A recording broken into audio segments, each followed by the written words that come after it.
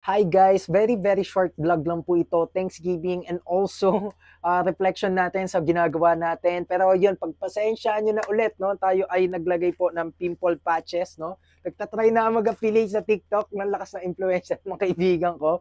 But yun, may pasabog tayo, may strategy na tayo dyan. Implement na lang natin. Abangan, no? But anyway, sa point ng video na to, magbigay tayo ng reflection. Yun nga, yung ating ginagawa mang content about students. Pagka ako nag-live, ang daming nagko-comment, ang daming nagtatanong, ang dami ring reactions kapag tayo ay sumagot ng mga questions sa comments. As in, ang dami talagang nagre-reach out, no? And I'm so glad or happy na makatulong sa kanila, especially answering those questions for free, giving value to them na makakatulong sa kapwa ko FM, no, sa kapwa natin financialista or kahit hindi financialista, kahit sino ka pa mang estudyante na may kahit anong course. So yun nga, ang reflection ko, very short lang ito, no, na kung saan, way back, di ba, senior high school, bago ko mag-college, as in, gusto ko lang sabihin na kagaya niyo po ako, na alam mo yun, nanonood din ng, alam mo yun, yung BSBA, FM, review, or tips, yan, eksakto, no, ito, ganun na ganun din po ako. I mean, I was like you as well, na manonood ng feedback or ng tips, ng review, paano ba dapat, ano yung kailangan. I mean, katulad nyo ako na hindi ko lang ma-imagine sa ngayon na magpo-4th year BSBA FM student ako or financial management student, FM major, ako yung papakinggan, ano. Siguro, sa totoo lang po, no, ako kahit ako din noon nanonood, pero sa akin lang po, no, walang specialized talaga na estudyante na nagdi-discuss ng FM. Sa tingin ko po, tayo pa lang yung parang napapanood, ano, na FM student. Na student pa lang din ako ngayon, but may experience na somehow that, yun nga, I can share to my kapwa students.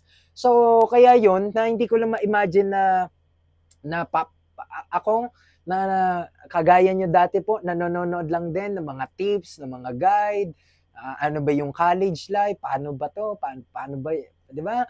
So, hindi ko lang ma-imagine na after 3-4 years, no? 3 to 4 years, kahit nung pangalang first year ako, nag-a-advise na ako, no?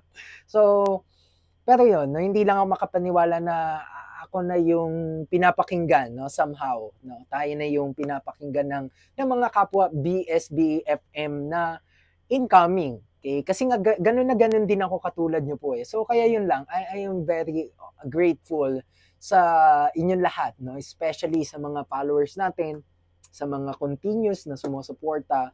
Sa lahat naman sa inyo, ang hirap yung isa-isahin, ang dami na natin followers dito sa TikTok, meron tayo sa YouTube, meron din tayo sa Facebook. Ang dami, no? Hindi lang kasi estudyante, mga OFWs din yung tinuturuan natin, so on and so forth. So, kaya medyo marami, no?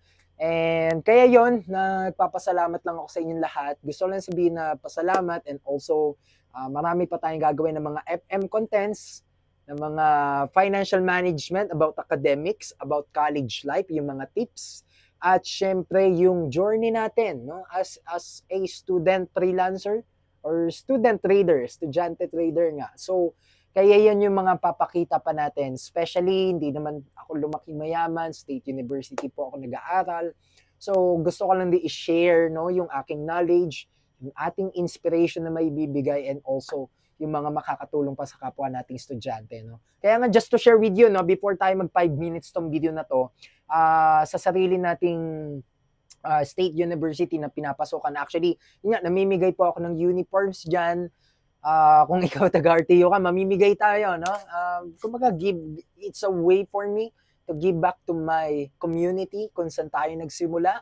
Sa RTU Pasig, no? Going to Boni and to the other institutions. So, magbibigay tayo dyan ng mga, no, siguro, mga, kung kakayahan ng budget natin, mga student health, no? And assistance, tignan po natin. So, kaya yun lang, again guys, no?